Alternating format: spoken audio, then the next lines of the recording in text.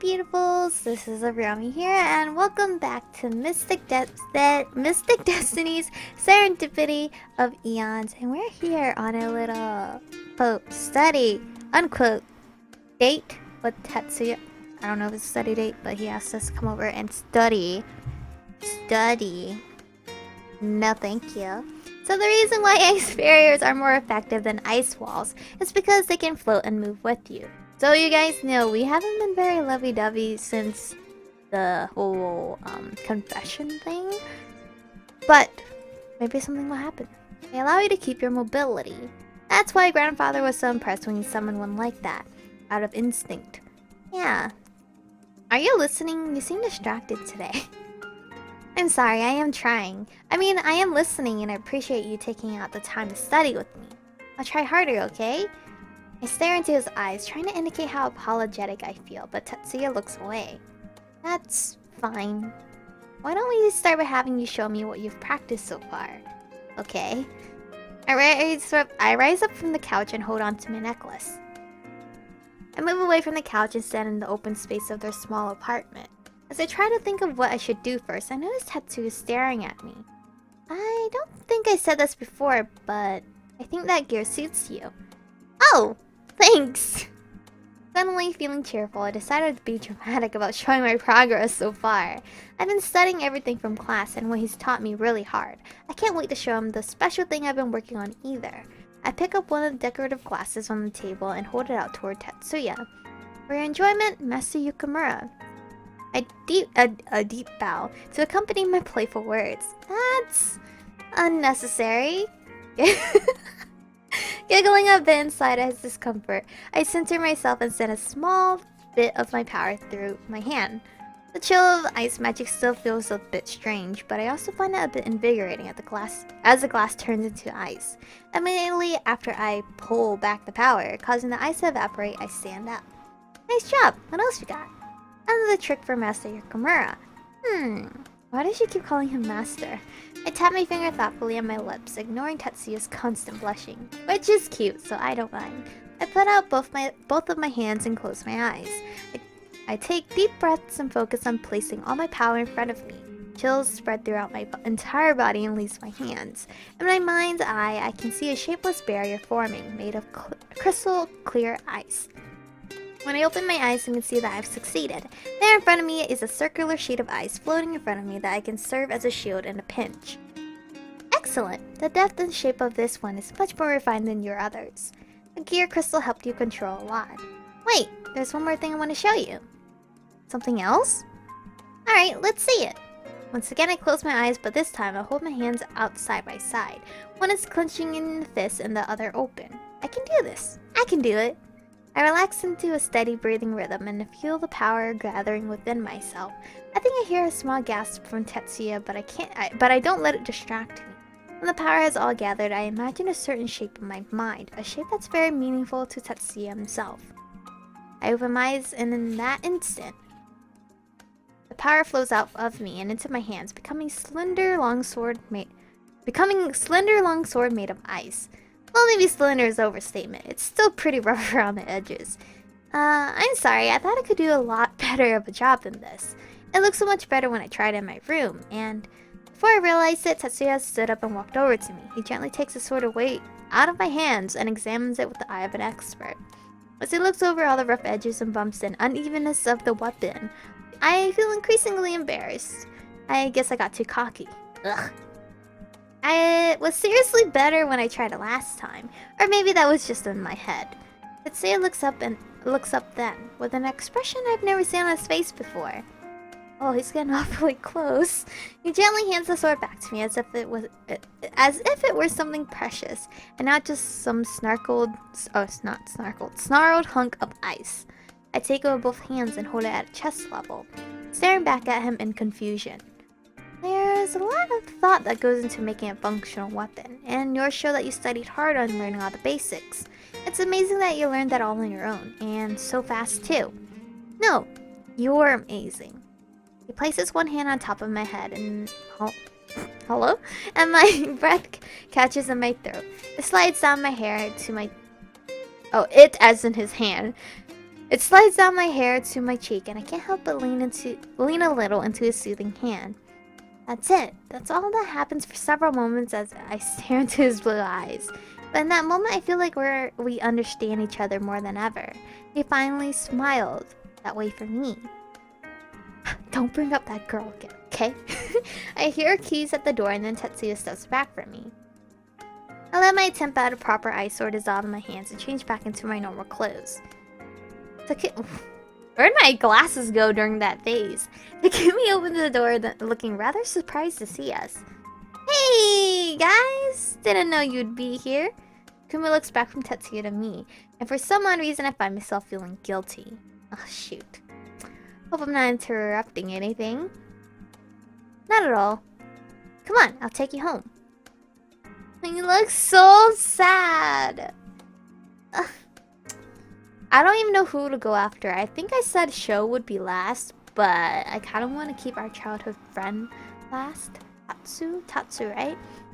No, Tatsuya is who we're going after. Taku. You're Taku? Shoot. Names. Without any further words, Tatsuya grabs his keys off the table and walks out the door. Takumi! I was so off. I knew it started with T, though. Is that guy still not calling you Chico? Yeah. Wait, what did he call me? Did he just say let's go? No, he just... Yeah, he didn't even say my name. Ha! He's even more awful at a relationship than I expected. I managed an awkward smile for Takumi before waving goodbye and scurrying to follow Tatsuya out. Oh, it's so pretty. Tatsuya and Takumi are lucky enough to live near a small river, so I managed to convince Tatsuya to take that path to my apartment. The evening sun bathes everything in its golden glow. I feel so happy and at peace that I can't even remember what having worries is like at the moment. It's then that Tatsuya beside me takes my hand. I look at him in shock. I have something I want to say. Well, no. Oh god, I'm not ready. There's a lot I want to say. Oh god. I want to apologize. Oh. For what? For being an incompetent boyfriend. Aww. Where'd the music go though? Oh, no, not really. I trail off, unsure of how to answer him, finally saying my thoughts out loud. You don't need to worry about my feelings.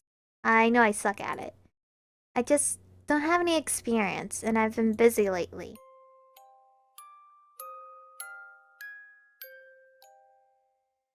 That music is kind of creepy. Well, no, those are just excuses. It's not just that.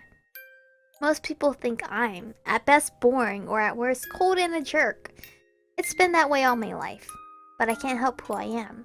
I decided a long time ago that I didn't want to be anyone but myself, even if that meant being alone forever. But despite how I am, you want to be around me. You want to be with me.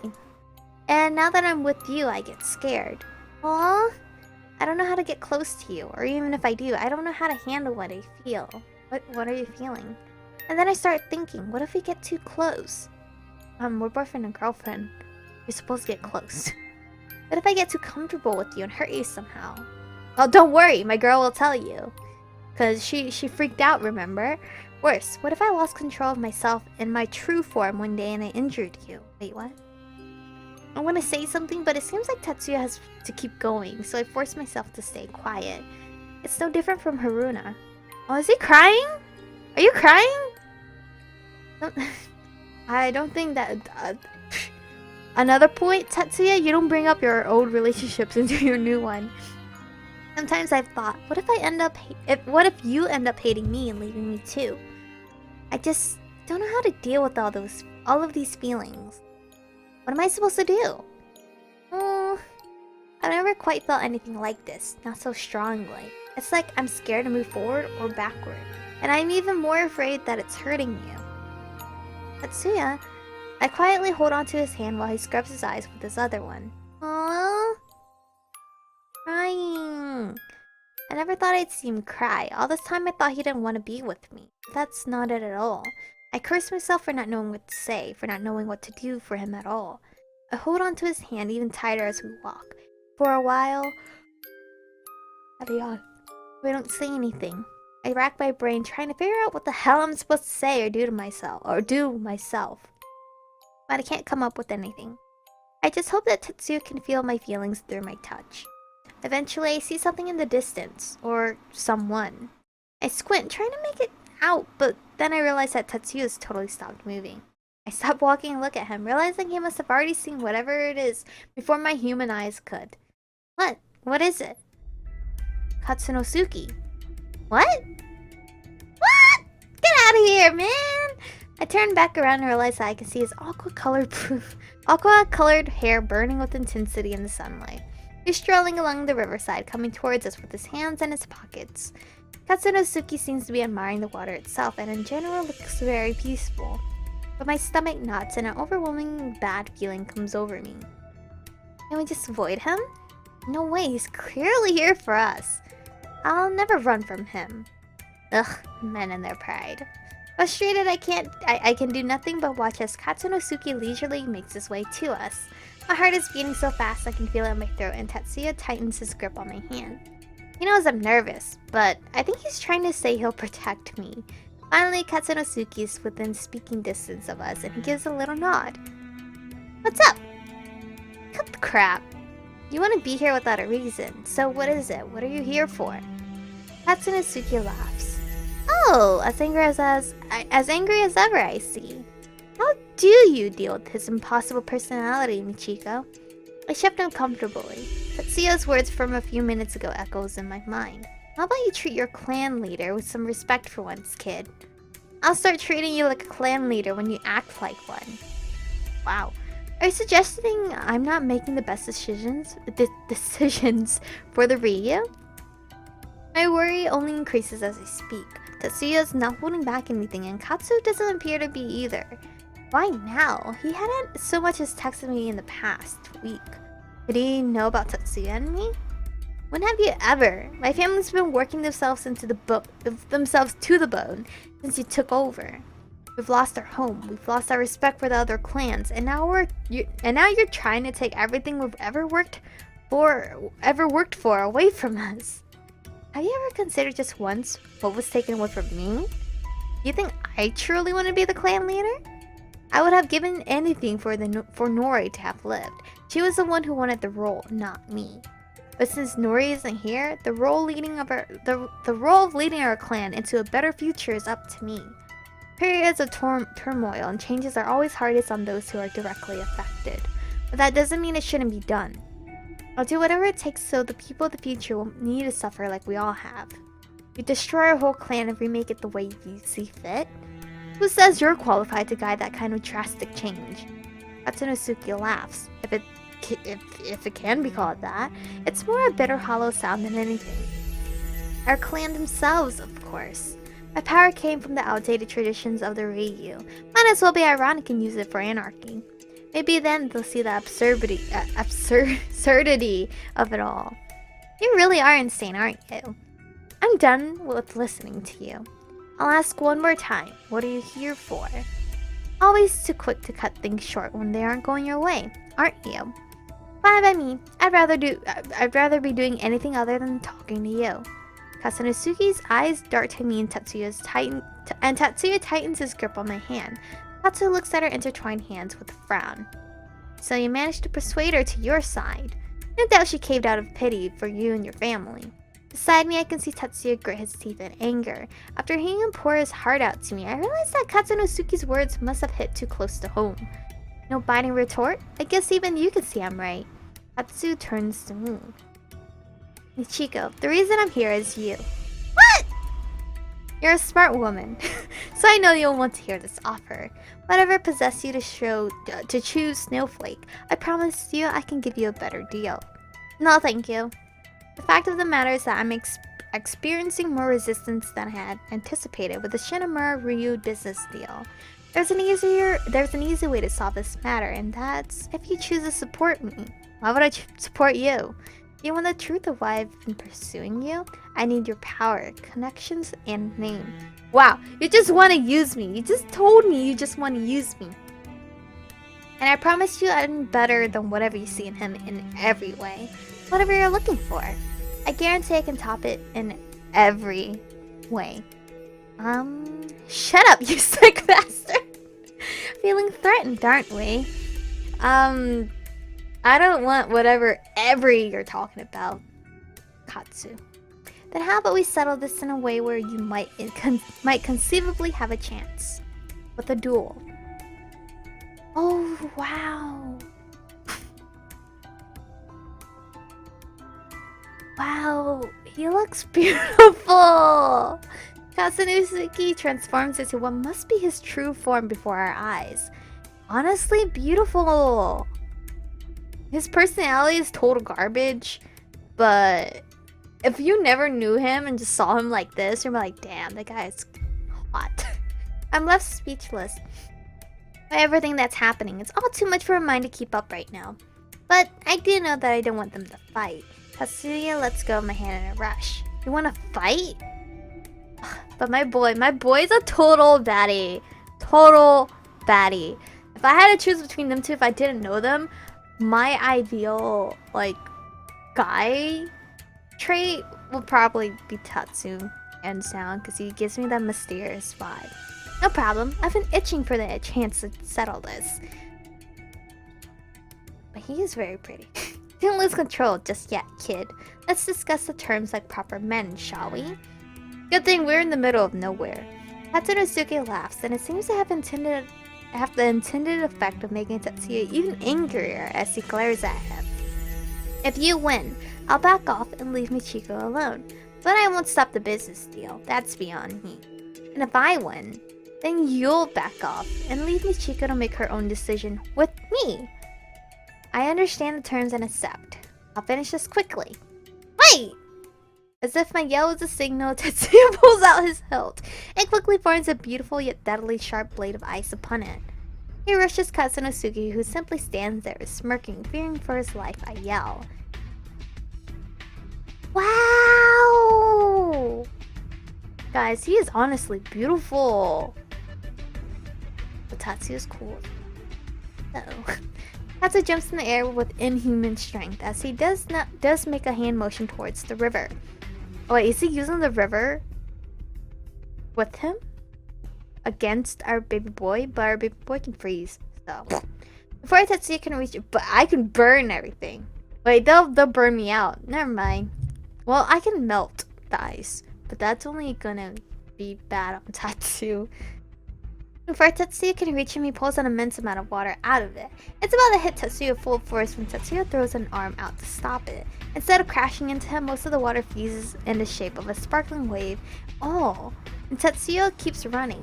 Tatsu throws out both arms and pushes them together in front of him. Water from the river rushes to form a sphere of water around him right as Tatsuya would have made contact with him. Tatsuya attempts to slice through the sphere, but the wall of water is too thick. Tatsu drops his hand with a spin and pulls some of the water floating around him into a stream of water to spray at Tatsuya. Tatsuya leaps back and uses one claw to catch the water. It solidifies into a large icicle before it can reach his face. Might as well throw it right back at him. He throws icicle-like spear at Katsu, who simply dissolves it into water in midair and tosses it right back at him. This is like gonna be a never-ending fight. It's gonna just be up to their stamina. Who has better stamina? I feel so utterly useless watching the two battle, and I don't know how it can end well. I wish I could stop them, but I just get in the way. Despite how scared I am for the two, the battle itself is incredible, and even I can tell they both know what they're doing. Tatsuya makes another dash for Katsu, who's been playing keep away this entire time. This time when Katsu sends his torrent of water at Tatsuya, he slices them away with his sword. The sword evaporates on contact, but Tatsuya keeps moving. I can see the surprise on Katsu's face when Tatsuya does this, and I realize that he hadn't anticipated this move. Within moments, Tatsuya is upon Katsunosuke, slashing at him with his icy claw. Katsu avoids the slashes fluidly, but he isn't as strong as Tatsuya, so I can tell he's starting to slow down. Oh, so Tatsuya is better. I realize that Tatsuya seems to have lost control as he wildly slashes at the water maid. I clench my fists and yell as loud as I can. I'm not gonna yell, but she's yelling stop.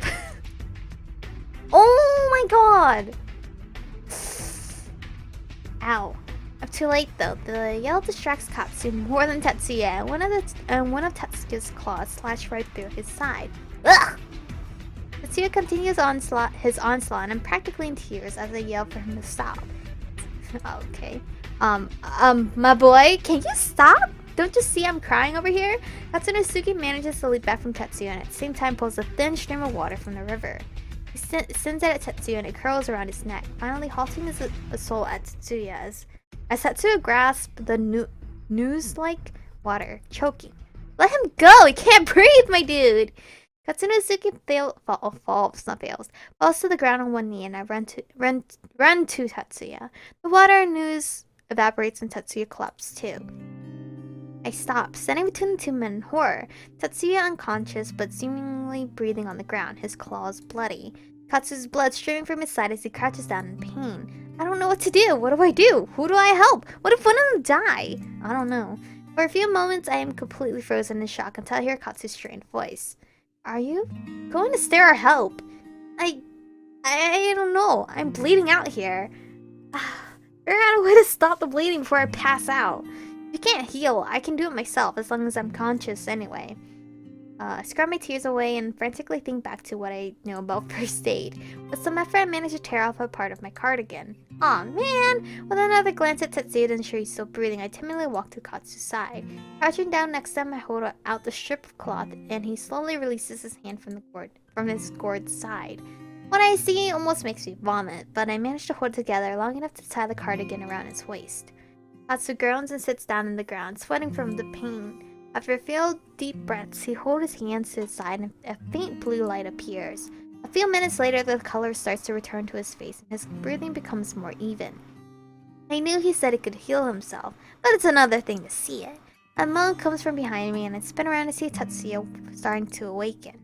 Looks like my ride's here. I turn back around to see a gold sedan driver driving toward us over the bridge.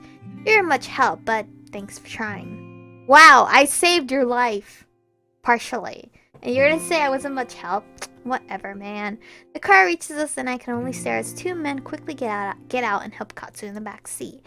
Katsu notices me staring, gives a little wave with two fingers before the car door is closed.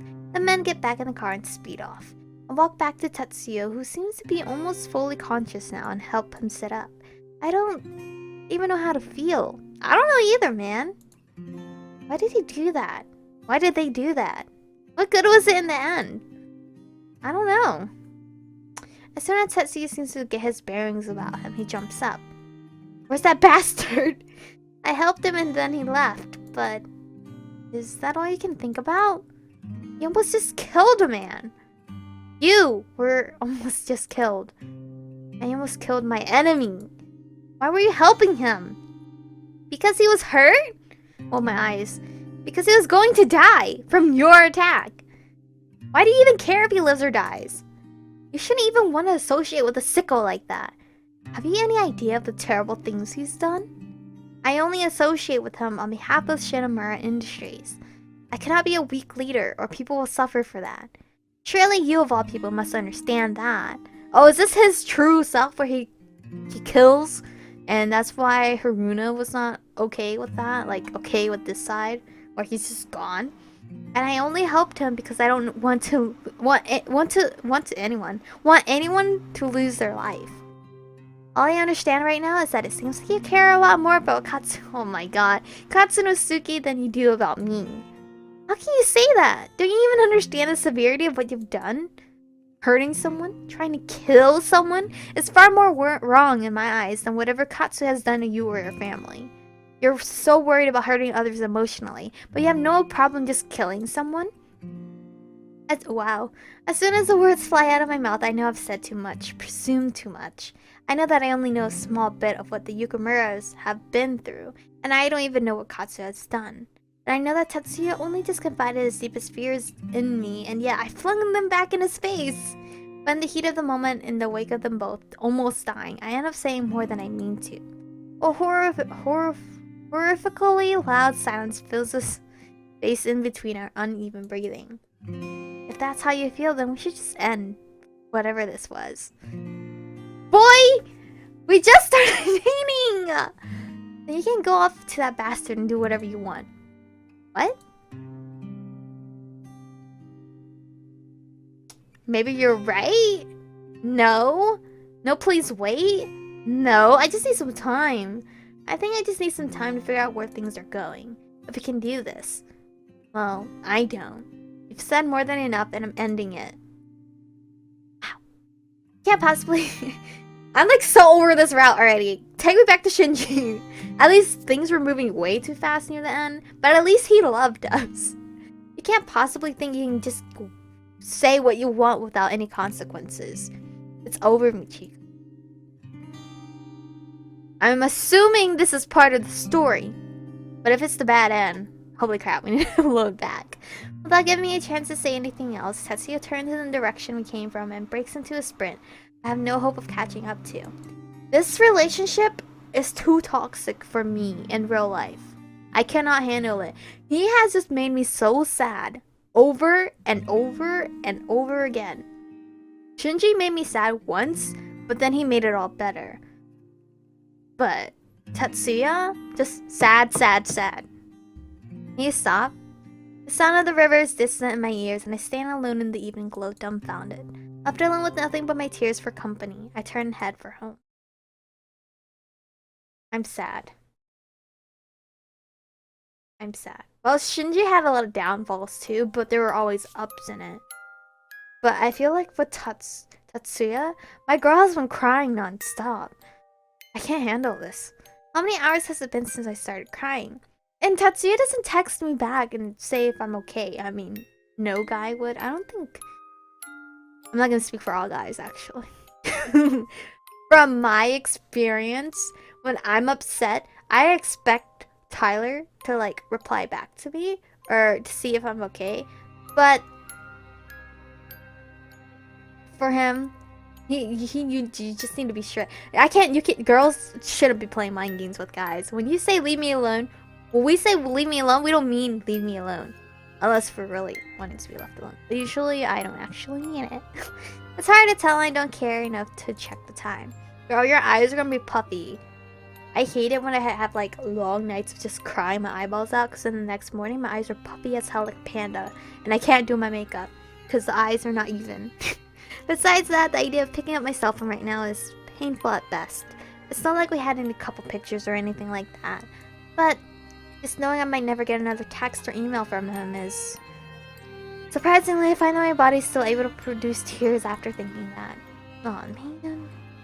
And I can't stop seeing Tatsuya's face when it said those words. Why is it all we seem to do is hurt each other? Are we really not supposed to be together? I choked back a sob as new tears streamed down my cheeks. I'm sad. I have goosebumps because this made me sad. I grab my covers and throw them over my head.